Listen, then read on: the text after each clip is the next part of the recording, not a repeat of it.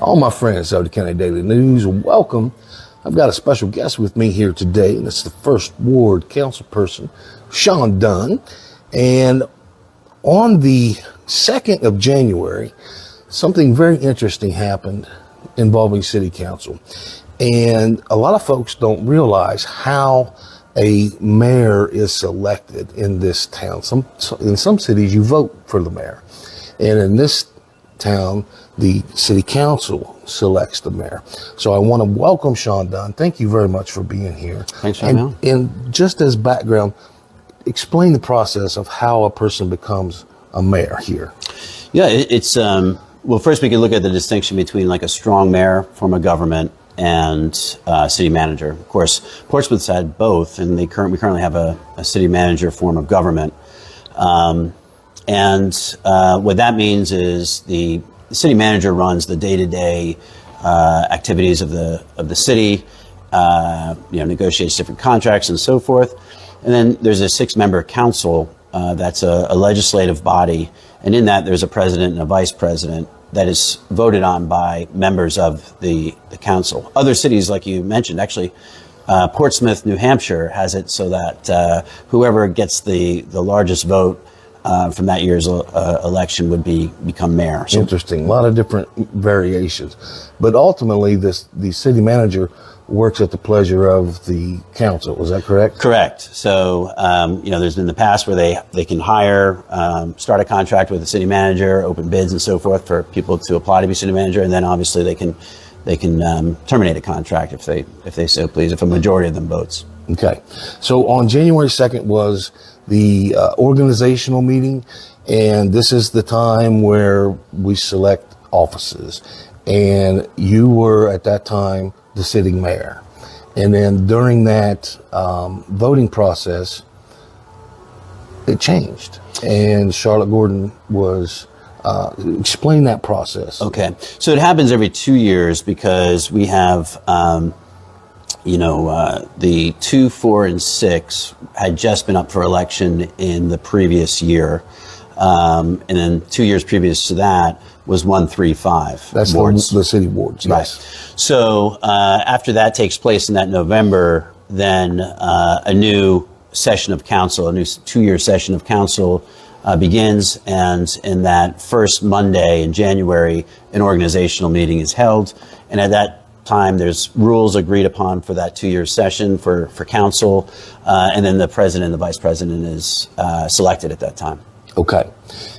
And so during that meeting, Charlotte Gordon there was a motion and then a second and then a vote, and Charlotte Gordon was deemed the new mayor, and Levette Mosley of the 4th Ward was vice mayor.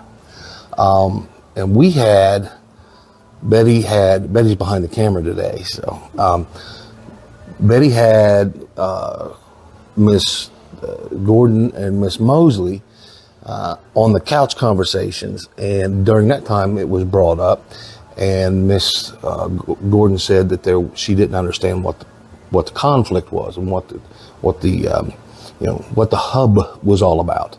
So, in your words, Sean, tell us what took place, and I understand now there's legal action.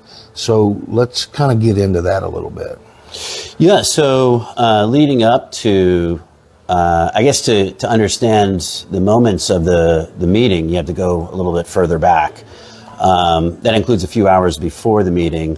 One thing that was unprecedented as far as my knowledge of local recent history in Portsmouth is you had a number of community leaders contact members of council and ask about a vote, or the vote, for president and vice president. And so city council, members of city council were contacted, so was the city manager. And that begs the question, why were people asking about a vote that had not happened yet? Right. And so the answer to that first part is that there had been discussions and whispers and so forth about the vote by 4 members of council prior to the meeting. So many members in the community are already talking about that this was a plan that had been discussed prior to the meeting. So from there, people were contacted and so forth and asked about it. And some members of the group of four had admitted that, yeah, this is what our plan is to do, to vote this way. And that's based upon what members of our community have said from the conversations they had with them. Then the second part, I think, to it, I think in that interview you mentioned, there was some type of insinuation about, is it about gender or race or something like this?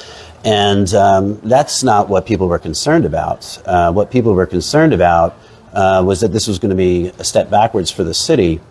And unfortunately, community leaders, I think, have been proven right. And by that, what I mean is, if you look at legislation in the last 2.5 years, for example, Charlotte and Levette, the legislation they put forward was renaming a park and giving the city solicitor a $20,000 a year raise. Joey Sandlin, the one thing that he put forward was trying to update rules about getting on the ballot for a candidate and so forth. And then I would point people to what other members of council did, including myself, as far as putting forward legislation. And that includes this year. As of now, that group of four has put forward no legislation. They've voted against legislation that was put forward, ranging everything from things code enforcement supported to economic development and so forth. And then the most alarming thing that they've done is vote against legislation passed in 2017, trying to stop that program from going forward. We now have it back on after I had to reach out to the municipal advising firm, to the former economic development director of SOPA, to explain basically exclaim, what are you doing? And so we now have that back on. So the concern that people had was that these individuals were in many ways putting themselves before progress of the community. And, I don't know, being on council sometimes really messes with people's minds, I suppose. So, Sean, the crux of this whole thing is not necessarily who's mayor, who's not mayor. It's not. What we're looking at is a thing called the sunshine laws, and the sunshine laws are divided into two parts. They're in two different places in the Ohio Revised Code. The first one is the open records law, and that is the second most important thing to our business, is being able to get those open records and report accurately to the public. So that part, I would consider myself expert level knowledge on that portion of the sunshine law. And I say that that's the second most fundamental important thing to our business. Of course, the first thing is you guys, right? Without you guys, what are we doing? The second part of the sunshine laws, because we always have to answer the question, why should I care, right? The second part is what's called the Open Meetings Act. And so with the Open Meetings Act, there are very specific rules as far as how members of any board, whether it's a political committee, the health board, any of the board, the tree, what's the name of the tree committee? Isn't there a tree committee? Shade Tree Committee? Yeah. Mm-hmm. So all those are public meetings, and as such, they have to follow a certain protocol. And one of the components that triggers an open meeting is if there is a majority of the people. So if there's 5 people on the board and 3 of those people are meeting to discuss anything business related to the board, then it is considered a meeting. And so there has to be an agenda, there has to be minutes, it has to be made available to the public. And that includes text messages, it includes going out to dinner, if business is discussed. If it's logistical stuff like what time's the meeting, where it doesn't count. But if they're actually talking about something substantial within the confines of what their board does, it has to be available to the public. And so it's my understanding, Sean, and correct me if I'm wrong, that this is kind of where you're hanging your hat, that this was a violation of Ohio Revised Code open meetings law. Yeah, you've summarized that quite well. And the one thing I would add is, why is that important? And for the public, they want to know, well, what are our representatives thinking? You might like position A, and if your representative comes out as being for position B, or explaining why they're for it or why they're against it, that's key to having a representative democracy. And so that, just to add, but your summary of that was very good. So if you go back to the first council meeting of January, I pointed out to council that they had violated the Open Meetings Act. And so the way that was done was through what's known as round robin. And that's one way you can violate it is if all the members meet at a diner and discuss it, and so discuss a vote, or all you have to do is define or discuss or deliberate on it, and that would be a violation. But you don't have to meet all in the same space. And what's called round robin is if someone uses a phone and calls different people to discuss the vote. So you don't have to be in the exact same spot, but you're discussing the vote amongst the majority of the committee. That can also happen with emails as well. As far as both round robin and how to address it, round robin, like we were saying, could be text messages, it could be phone calls, emails, and so forth. And I brought that to the attention of council. We do have training on this, but sometimes people get it right or wrong or whatever. And so I brought it up in a January meeting, in a ward report, followed by an invocation. And what I was doing was attempting to give every opportunity possible to remedy the action rather than taking a formal legal action. Part of the reason too was it just brings a bad reputation to the city and so forth, that we publicize a council behaving in such a way. So I tried all those things first. People wouldn't talk about publicly what they admitted privately, so a legal action was required now to remedy it. And so that's where we've gotten to this moment. So during the ward report, I believe it was the ward report, that you said you were prepared to depose all members of the council, including their family, their children, and their associates. Is that a fair assumption? I mean, we reported on it. I'm trying to remember the exact words you used. So what I said was, do you really want to go forward with have to experience a legal action, which could end up getting different types of people deposed? Because of the nature of the conversations, the group phone calls and so forth, included people outside the immediate four. And I said, do you really want to go forward with that? It's just going to be an inconvenient experience. And again, it was mainly I was really more appealing to why don't you just admit when you're wrong and just correct it. Right. And then the next one was the invocation. And that got a lot of people's attention, mm-hmm. Sean. That got a lot of people's attention. Mm-hmm. Looking back, mm-hmm. do you kind of regret doing that, or are you totally cool with my Come to Jesus prayer? No, it was the most popular prayer in City Council and most talked about. And so it was the most talked about, probably in City Council history. All right. Yes. And so it should be remembered. We only recently, it used to be a silent invocation, and recently became more public. And at times people seem to struggle getting through their words when doing it, and I'm not really sure what it is they're trying to accomplish. I still don't know sometimes what they're trying to accomplish. But what I would say is, the idea that religion is somehow apolitical, I think is a wrong interpretation of religion. And so one of the things, though, I was appealing to was those that are publicly proclaiming their belief in certain religious values was, well, why don't you practice those religious values and be honest, hold yourself accountable, and show some integrity. And that, now I got interrupted. I didn't get to finish it and so forth. It was going to get better, but I got some of it. Good isn't the enemy of the best. You got further than I thought you were going to get. Yeah. If there was an over-under, I probably got to the over, I'd say. If we're betting on absolutely. It, sure. Yeah.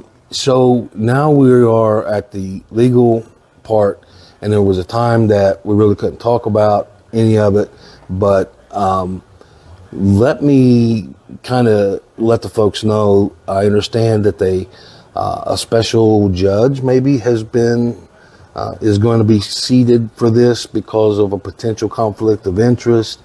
but there's still a status hearing. So kind of let me know where we are and what you can talk about at this point.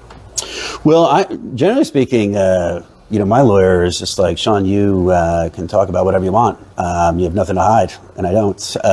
So maybe his legal strategies and so forth, I'll let that stay with him. But, we're at a point where legal counsel for the Gang of Four, as some have nicknamed them,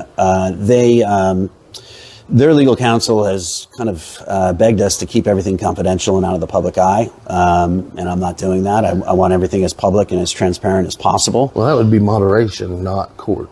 Well, he wanted us to sign a protective order to keep certain things confidential and not like information that was collected in depositions and so forth. And I'm saying, no, let's keep everything public. And actually, that's a consistent perspective or opinion on how government should operate. So that's being discussed, and we've asked for dates to start by we, I mean my lawyer has asked for dates to start for a deposition of the four, and that's really where it's at. They're trying to finalize that. The council is using, I believe, the law firm that we use for city insurance for their legal representation.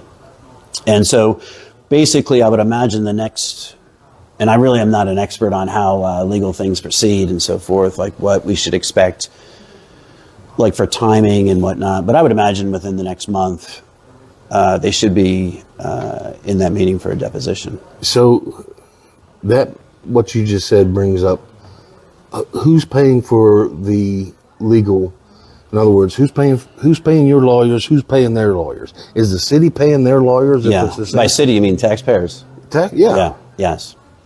So the taxpayers are paying their bill. Mm-hmm. Are the taxpayers paying your bill? No. Because you brought the action. Correct. Okay. So you're paying your legal fee. The taxpayers are footing the bill for their legal fees. Correct. Okay.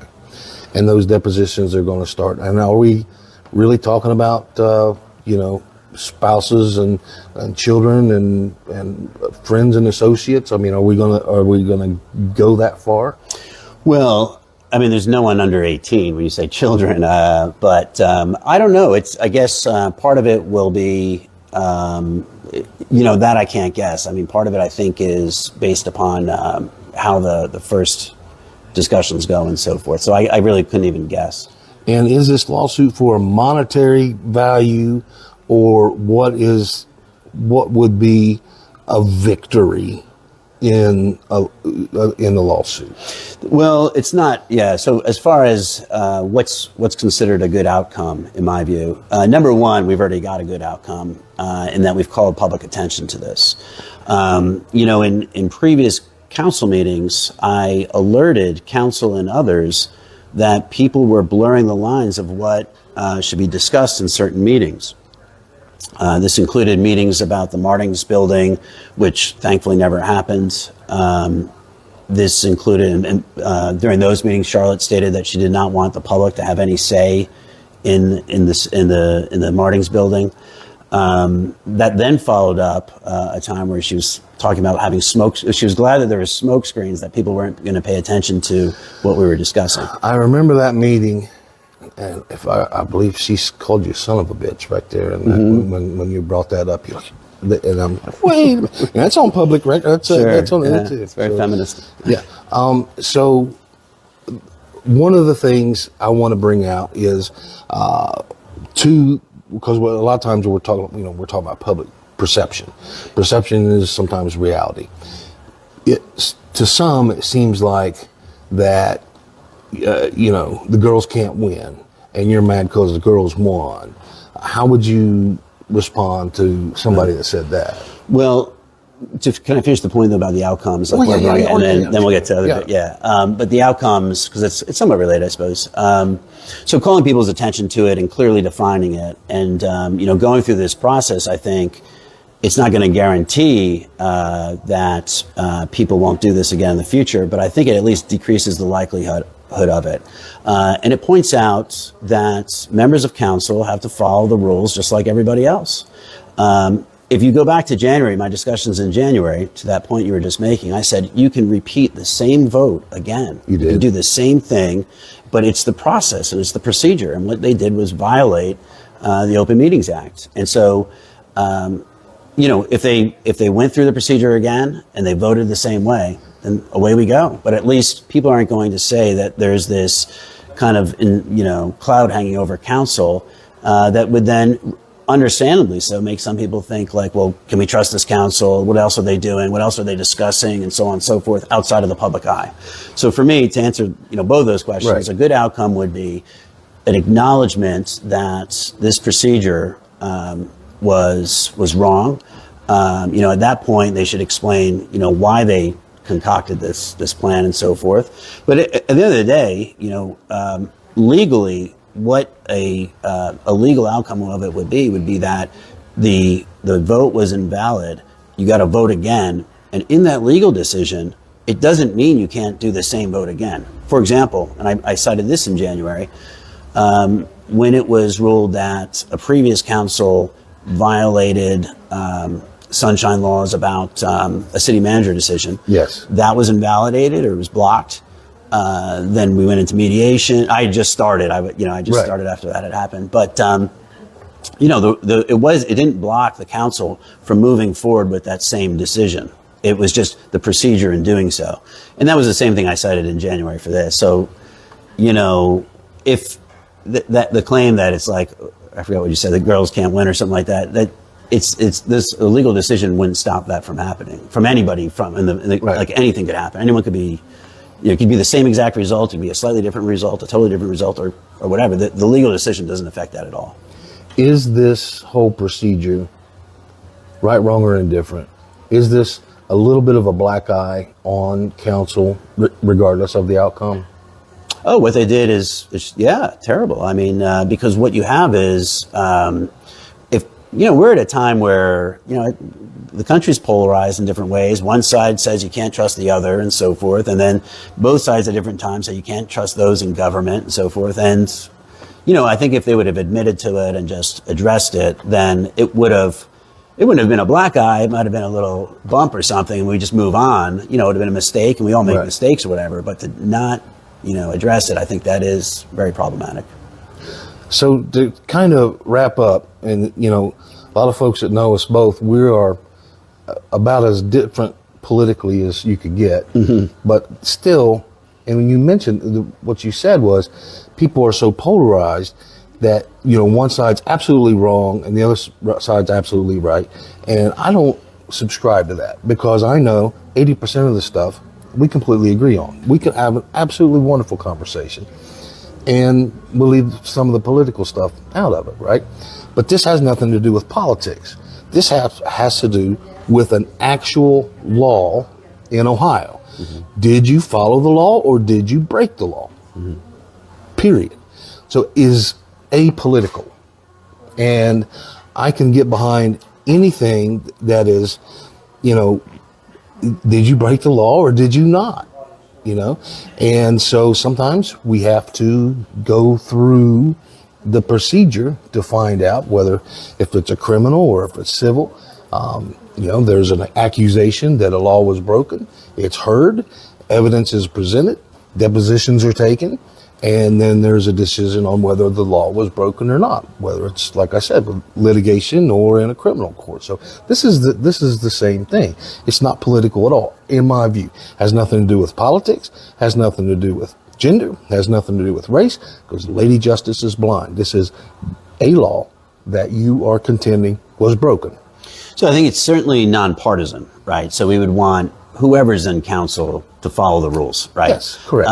Where I think I think it is political in the sense that we respect the process of politics, and that's what you were saying earlier. That Right. we want a politics that's open, that's transparent, that's able for people to review and to agree with and disagree with in civil ways, and so it's respect for the political process. Where I agree with you is it part like both parties or no parties or whatever, we all subscribe to a system in which it's open to access to the public, they can view it and so forth. So it's definitely nonpartisan. If I can insert an opinion, when we talked about the black eye, in my opinion, shedding light on this and helping people understand what is happening and why it's happening, and doing so in a long form interview like we're doing now, will help to lessen the black eye, because it shows that the elected officials are holding themselves accountable. And we want that. We don't want runaway boards, no matter what it is, whether it's the city or the county or township trustees or political parties. We don't want them to just run away and make up their own rules. We want them to have, it's okay to have a little, conflict, and make sure that everything's done procedurally, accurately correct. I agree. Yeah. I mean, I think, I like, good isn't the enemy of the best. I'd rather not have to do this, but I'm not, also not, I guess to your point, members of the public can say, like, well, are people sitting by and not doing something if they see that something's wrong is happening? And the public will see that, well, like, look, is it like the bribery that went on, the bribery case? No, it's not to that level of anywhere close to it. But if something's wrong, then I do speak publicly about it. And I've done that in the past, and I've just done it this year as well. So, I mean, that's, for me, I just think, just follow the rules. You can vote whatever way you want, do your due diligence, do your research or whatever, and be open about it. But at the end of the day, just follow the procedures that are set in place. Wonderful. Listen, we've had some time here with Sean Dunne, First Ward Council person.